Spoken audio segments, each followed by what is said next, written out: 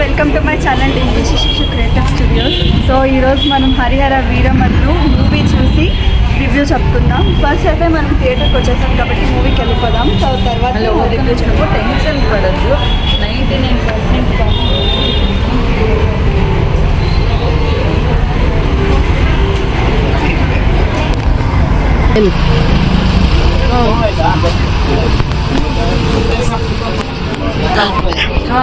Theatre మా మామూలుది వీళ్ళు గుర్తుందా మీకు? ఇన్నే ఆ రోజు మాట్లాడి కాంప్లిమెంట్ ఇచ్చారు కదా dosa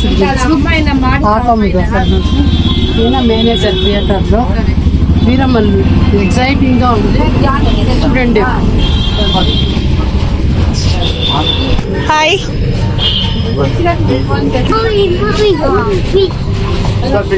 See how she's excited.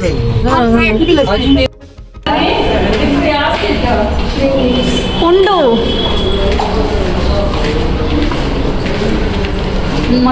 Ticket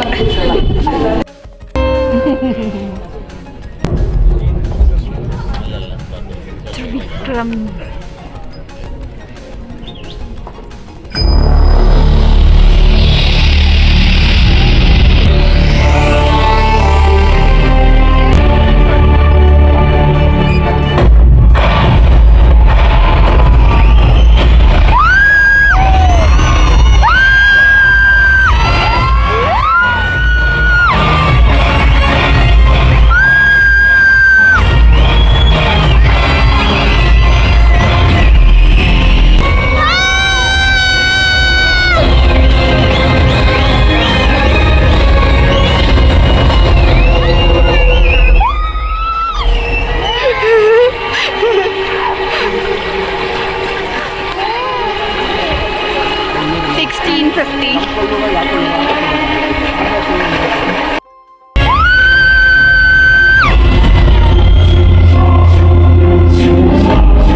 నీకు హరిహర వీరమల్లులో ఏం నచ్చింది ఎక్కువ? పవన్ కళ్యాణ్ నచ్చదు. నీకు స్టోరీ ఎలా అనిపించింది? స్టోరీ గురించి అడగాల్సిన అవసరం లేదు. సనాతన ధర్మం అంటేనే హరిహర వీరమల్లు టోటలీ సనాతన ధర్మం గురించి చాలా బాగుంది. నాకు ఒక డైలాగ్ అయితే చాలా చాలా నచ్చింది. స్టార్టింగ్లో వాళ్ళు రత్నాలు దొంగతనం చేస్తారు కదా, కోహినూర్ వజ్రం రత్నం కాదు. స్టార్టింగ్ లో పిల్లాడికి దొరుకుతుంది, మైన్స్ లో వజ్రం దొరుకుతుంది. సో వాడు తీసుకున్నాక అది కొట్టేసి ఇంకొకటి తీసుకెళ్ళిపోతాడు. అప్పుడు మన జీవితాలు ఇంతేనా అని అడుగుతాడు. సో నిన్ను కొట్టి వీళ్ళు తీసుకెళ్ళగలరు, వీళ్ళని కొట్టి వీళ్ళు తీసుకెళ్ళగలరు, వాళ్ళని కొట్టేటోడు ఔరంగజేబు లాంటి వాడు ఉంటాడు అని చెప్తాడు. అలాంటి వాళ్ళు చెప్పేవాడు హరిహర వీరమల్లు అని చెప్తాడు. సో అలా ప్రతి పనిలోనూ మనము వేరే వాళ్ళని మించి పని చేస్తున్నాము, ఇట్లా ఇట్లా ఎక్స్ట్రాగా అనుకుంటాం. మనకు మళ్ళీగా అది వచ్చేస్తుంది ఓవర్ అనేది. సో ఆ డైలాగ్ నాకు చాలా చాలా బాగా అనిపిస్తుంది. నువ్వు తగ్గి ఉంటే రేపు మనకు తగ్గి లైఫ్ వస్తుంది. అదే ఓవర్ యాక్టింగ్ చెప్తాను, మళ్ళీ తగ్గేటోడు కూడా వస్తాడు అనేది అది క్లీన్ గా ఎగ్జిక్యూట్ చేశారు. నాకు అది చాలా చాలా బాగా నచ్చింది. అండ్ కొన్ని డైలాగ్స్ అయితే చాలా చాలా నాకు బాగా నచ్చింది. పవన్ కళ్యాణ్కి ఆయన డిప్యూటీ సీఎం గా ఉన్నాడు. ఇప్పుడు సనాతన ధర్మం గురించి ఎక్కువగా ఆయన ముందుకు వచ్చినాడు. మన ఇండియాలో ఇప్పుడు ఆయన సనాతన ధర్మం గురించి ముందు నిలబడి చేస్తా ఉన్నాడు. దానికి ఆయన రియల్ లైఫ్ కి తగినట్టుగా ఈ సినిమా పర్ఫెక్ట్ గా ఇప్పుడు ఆయన పొజిషన్ కరెక్ట్ గా ఫిట్ అయింది. అప్పట్లో జరిగింది కూడా సనాతన ధర్మాన్ని పాడు చేశారు కాబట్టి అది స్టోరీకి చేస్తాయి. అవును. ఇంకేం చెప్పాలనుకుంటాను? ఫిలిం చాలా బాగుంది. గ్రాఫిక్స్ ని కొంచెము గ్రాఫిక్స్ మీద అందరికీ అది ఏమంటే గ్రాఫిక్స్ వాళ్ళు ఎడిటింగ్ స్వల్ప అందరికీ తెలుస్తా ఉంది. ఇది గ్రాఫిక్స్ అని అదొక్కటి నెగిటివ్ కాదు, అది కొంచెం సరి చేస్తే చాలు అంతే. అంతే. మూవీలో అయితే చాలా చాలా మంచి ఎలిమెంట్స్ ఉన్నాయి. మూవీ బాగుంది అంతే. మూవీ బాగుంది అంతే. అవునవును, మూవీ బాగుంది అంతే. హరిహర వీరమల్లులో నీకేం నచ్చిందమ్మా? సినిమా చాలా బాగుంది. హిందుత్వం గురించి చాలా బాగా తీసినాడు. చాలా చాలా బాగుంది సినిమా. డైలాగ్స్ కానీ సాంగ్స్ కానీ. సినిమానే బాగుంది. సాంగ్స్ కూడా సింపుల్ గా నీట్ గా బాగా తీస్తారు. అంకల్ హరిహర వీరమల్లు మీకు ఎట్లా అనిపించింది మూవీ? నాకు బాగా నచ్చిందమ్మా. It is a message movie for Hindus. మొదటికి హిందూస్ అంతా స్ట్రగల్ చేసి లైఫ్ లీడ్ చేసినారు. దెర్ ఇస్ నో ఆప్షన్, చెప్పుకునేదానికి ఎవరు ఉండలేదు. But nowadays we're forward. Ramakrishna uncle మీరు చెప్పండి, మీకు ఎట్లా నచ్చింది? ఈ మూవీ గురించి మాట్లాడే ముందు మీకైతే ఒక విషయం అయితే చెప్పాలనుకుంటున్నా. మీరు రివ్యూస్ చూసి సినిమాకి అయితే వెళ్ళకండి. ఫస్ట్ ఆఫ్ ఆల్ అది biggest mistake of your life. Because ఈ రివ్యూవర్స్ కి వచ్చే ఏ సినిమా కూడా నచ్చదు. ఆకాశం ఉంది అంటే ఫర్ ఎగ్జాంపుల్ ఈ రివ్యూవర్స్ గానీ అత్తారింటికి దారేది టైంలో ఉంటే అత్తారింటికి దారేది కూడా ఫ్లాప్ అయ్యేది. సీరియస్లీ ఎందుకు చెప్తున్నానంటే అట్లాంటి మూవీస్ ని చాలా ఫెయిల్ చేస్తున్నారు ఈ రివ్యూవర్స్. వీళ్ళ మాటలైతే మీరు వినకండి. అసలు హిందుత్వం గురించి ఎంత బాగా చెప్పాడు. ఫస్ట్ హాఫ్ మొత్తము కోహినూరు, సెకండ్ హాఫ్ మొత్తము హిందుత్వం గురించి, సనాతన ధర్మం గురించి చెప్తే వీళ్ళకి అర్థం కాక అసలు ఏం రివ్యూస్ చెప్తున్నారండి. వాళ్ళకి రివ్యూస్ అనేవి చెప్పడం వచ్చా అనే క్లారిటీ నాకు లేదు. అసలు వాళ్ళకి రాదనే అనిపిస్తుంది నాకైతే. అసలు ఎలా చూస్తున్నారు వీళ్ళందరూ మూవీస్ అని అనిపించేస్తుంది. మంచిని తీసుకోవడం రాదు వీళ్ళకి అందరికి. ఎలా ఉండాలంటే వల్గర్, రొమాన్స్ అన్ని ఎక్స్ట్రాగా ఉండాలి వీళ్ళందరికీ. సో అలా ఉంటే వీళ్ళకందరికి బాగా నచ్చుతుంది అనేది నాకు ఈ క్లారిటీ వచ్చేసింది. బికాస్ అలాంటి మూవీస్ ని ఎంకరేజ్ చేస్తున్నారు. ఎగ్జాంపుల్ అన్ని మూవీస్ లోనూ ఏదో ఒక మిస్టేక్ ఉంటుందండి. ఫర్ ఎగ్జాంపుల్ బాహుబలిలో కానీ మగధీరలో కానీ ఏదో ఒక చిన్న ఫ్లాస్ ఉంటుంది. I accept that VFX was a flaw. It's not a mistake. But దాన్ని కూడా సరి చేసి ఇప్పుడు ఈ రోజు నుంచి ఉన్న షోస్ అన్నిటికీ కూడా సెకండ్ హాఫ్ చేంజ్ చేసి మరీ వేస్తున్నారు వీళ్ళు. సో విఎఫ్ఎక్స్ గురించి బ్యాడ్ రివ్యూస్ రాకూడదు అని. సో అలా చేస్తుంటే కూడా అదొక చిన్న ఫ్లా. దాన్ని పట్టుకొని అసలు సినిమానే బాగలేదు, అసలు అదేం లేదు అనేలాగా అయితే చెప్పకూడదు. నాకైతే స్టోరీ చాలా చాలా బాగా నచ్చింది. సీరియస్ గా చెప్పాలంటే వాళ్ళు ఏదో ఒక 1000 కోట్లు 100 కోట్లు పెట్టి సినిమాలు తీస్తుంటే వీళ్ళంతా రివ్యూలు చెప్పి రివ్యూలతో బ్యాడ్ చేస్తే యూట్యూబ్ అనేది నిజంగా అన్వేష్ బ్రో చెప్పినట్టు యూట్యూబ్ అనేది మనం 100 రూపాయలు పెట్టి సినిమా చూసి మనం రివ్యూ చెప్పేయచ్చు. సీరియస్ గా బ్యాడ్ గా ఎందుకు చెప్పాలి? దేని గురించి అయినా మనకు నచ్చనివి చెప్పచ్చు, కానీ అదేదో నచ్చని దాన్ని కానీ చాలా ఓవర్ చేస్తున్నారు రివ్యూవర్స్. నాకు చాలా చాలా చాలా బాగాలేదనిపిస్తుంది రివ్యూవర్స్. గేమ్ చేంజర్ కూడా చాలా బాగుంది. గేమ్ చేంజర్ ని కూడా అలానే చేసేసారు. అసలు ఫస్ట్ ఆఫ్ ఆల్ చెప్పాలి అంటే పవన్ కళ్యాణ్ తీసుకున్న స్టోరీ లైన్ కానీ ఫస్ట్ నుంచి ఒక హైప్ ఇచ్చారు. అసలు చాలా బాగా చూపించారు పవన్ కళ్యాణ్ గారిని అయితే. ఔరంగజేబ్ పార్ట్ కూడా చాలా మనకు రగిలిపోయేంత కోపం వచ్చేలా అయితే చూపించారు. సో అది నాకు బాగా నచ్చింది. ఇంకొకటి ఏంటంటే మనమందరూ పవన్ కళ్యాణ్ గారు చెప్పినట్టుగా మన టెక్స్ట్ బుక్స్ అన్నిట్లోనూ ఔరంగజేబ్ చాలా మంచి చేశాడు, ముఘల్స్ ఎంపరర్స్ చాలా మంచి చేశారని అట్లా మాట్లాడుకుంటాము. కానీ వాళ్ళు చేసినంత నీచమైన పనులు వేరే ఎవరు చేయలేదు. సొంత అన్నదమ్ముల్ని చంపేసుకున్నారు ఔరంగజేబ్.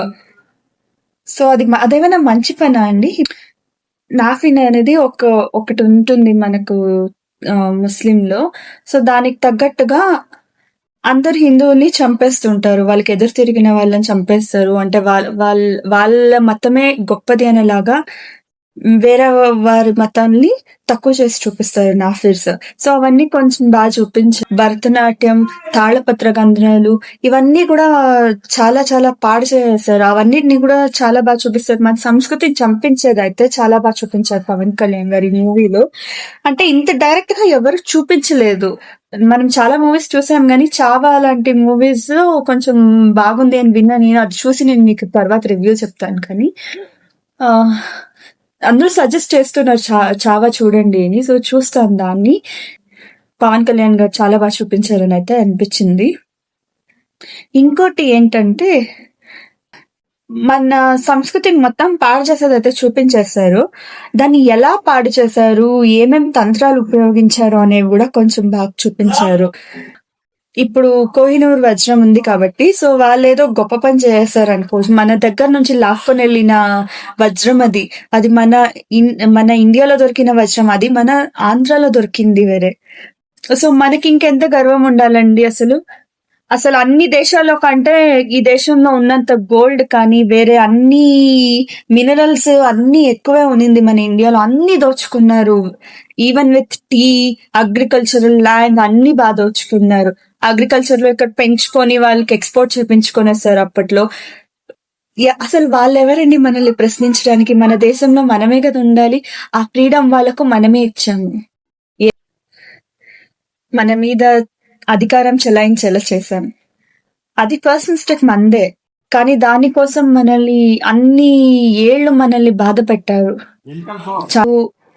ఔరంగజేబ్ దగ్గరికి 3 రాజులు వస్తారండి. ఆ 3 రాజుల్ని హిందూ రాజులు వాళ్ళు. మీరు మా మతంలోకైనా కన్వర్ట్ అయిపోవాలి లేదా లొంగిపోవాలి. వాళ్ళు దేనికి అంగీకరించరు.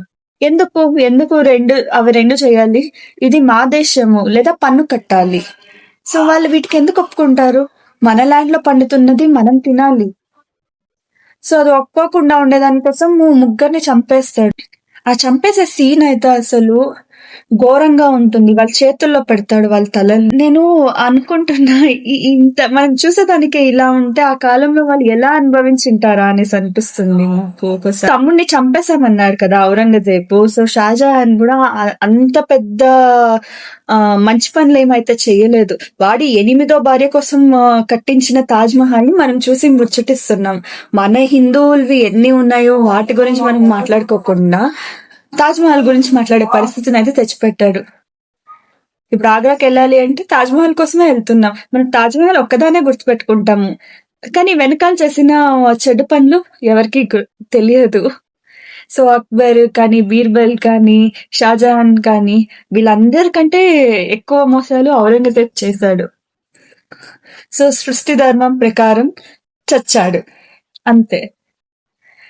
సృష్టి కూడా కొంతకాలం అనేది వెయిట్ చేస్తుందండి. అండ్ డైలాగ్స్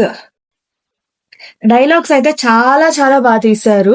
మనకు సనాతన ధర్మాన్ని బాగా చూపించారు. వాళ్ళు ఎలా దోచుకున్నారు మనని.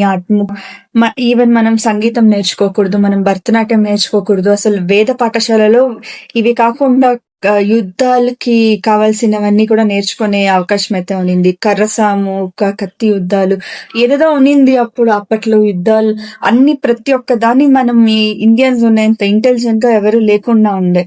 సో అట్లాంటి మంచి మంచి విషయాలన్నిటినీ కూడా అదే చెక్ పోస్ట్ కి వెళ్ళేటప్పుడు అక్కడ వాటన్నిటిని తీసి విసిరి పారేయడాలు అదంతా క్లైమాక్స్ లో చూపించారు. చాలా చాలా బాగా చూపించారు. అసలు మనకు అవి చూస్తుంటే రక్తం మరిగిపోతుంది, అంత బాగా చూపించారు. ఆ ఫైట్ కూడా చాలా చాలా బాగుంది, క్లైమాక్స్ ఫైట్. నాకైతే ఓవరాల్ గా చాలా బాగా నచ్చింది. అంటారు కొందరు విఎఫ్ఎక్స్ బాగాలేదు, అది బాగాలేదు, ఇది బాగాలేదు అని. చూడండి, విఎఫ్ఎక్స్ బాగాలేకపోతే సినిమా బాగాలేదని కాదు. ఏదో ఒక 2-3 సీన్స్ లో విఎఫ్ఎక్స్ బాగాలేదు. ఆ 2-3 సీన్స్ కూడా ఇవాల్టి నుండి వచ్చే షోలలో మార్చుతున్నారు. సో దానివల్ల మనకు మంచి జరుగుతుంది. సో ఆ పాయింట్ కూడా ఇంకా మీకు చెప్పేదానికి అవకాశం లేకుండా చేస్తున్నారు అనేది నేను ఎక్స్పెక్ట్. అసలు వేరే ఏమీ లేదు. స్లోగా వెళ్తుంది. అసలు సెకండ్ హాఫ్ లో ఏం బాగా అసలు ఆ మూవీ చూస్తే మీకు అర్థమవుతుంది.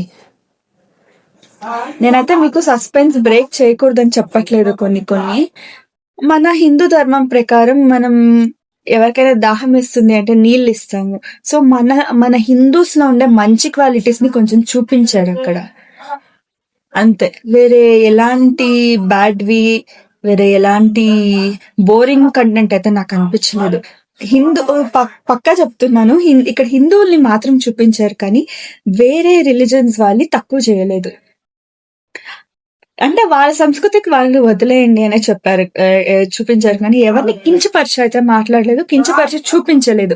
ఒక్క ఔరంగజేబ్ చేసిన తప్పుల్ని మాత్రం చూపించారు ఇక్కడ. ఇన్ని చేస్తుంటే కూడా ఎంత కష్టపడి ఉంటానండి ఆ టైంలో. మన నానమ్మలు, తాతయ్యలు. భరతనాట్యం నాట్ అలౌడ్ ఆ టైంలో. ఇవన్నీ వింటుంటే ఎలా ఉంటుంది చెప్పండి. ఇంకొకటి ఏంటంటే కోహినూర్ గురించి చాలా బాగా చూపించారు. అది మన ఆంధ్రలో పుట్టిన రత్నం అండి. ఆ రత్నాలన్నిటిని తీసుకెళ్లి ఇప్పుడు వేరే దేశపు యాక్చువల్ చెప్పాలంటే మన ఇండియాకి లార్జ్ వెల్త్ ఉండేది అసలు. మనం గోల్డ్ ని తూకాల్లో పెట్టుకొని అమ్ముకునే వాళ్ళం విజయనగర సామ్రాజ్యం టైంలో. సో అలా ఉండే మన పరిస్థితిని ఈ రోజు 10,000 రూపాయలు పర్ గ్రామ్ అలా తెచ్చిపెట్టారు. ఈ రోజు మనం ఇవన్నీ అనుభవిస్తున్నామంటే వాళ్ళు దోచుకొని వెళ్ళారు కాబట్టి మనం ఇవన్నీ అనుభవిస్తున్నాం. ఎంత దోచుకున్నారంటే చాలా చాలా దోచేసుకున్నారు మన దగ్గర నుంచి. ఇది గైస్ మన హరిహర వీరవలు రివ్యూ అయితే.